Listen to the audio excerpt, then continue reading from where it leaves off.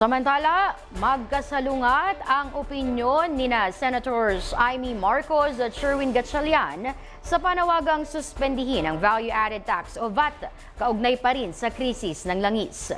Nasa Senado ngayon si Gazi Sarip para sa kabuang detalye ng balitang yan. Gazi? Nanawagan si Senator Amy Marcos na balikan ang kanyang panukalang suspindihin ang value-added tax bunsod ng sunod-sunod na pagtaas ng presyo ng langis. Ayon kay Marcos, kaya niya inihain ang Senate Bill No. 187 upang mabigyan ng kapangyarihan ang Pangulo na pansamantalang pahintuin ang pagpataw ng VAT. Sa panukala, maaaring ibaba o suspindihin ang 12% VAT sa mga produktong petrolyo upang maibsan ang epekto ng pagtaas ng presyo ng langis sa mga consumer.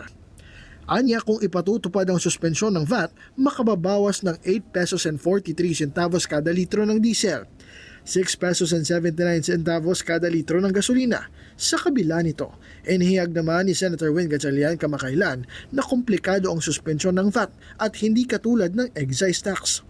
Dagdag pa ni Gatchalian, mas malaki ang mababawas ng pagsuspende ng excise tax kumpara sa VAT. Samantala, nilinaw naman ni Marcos na hindi naman lahat ng sektor ay bibigyan ng diskwento.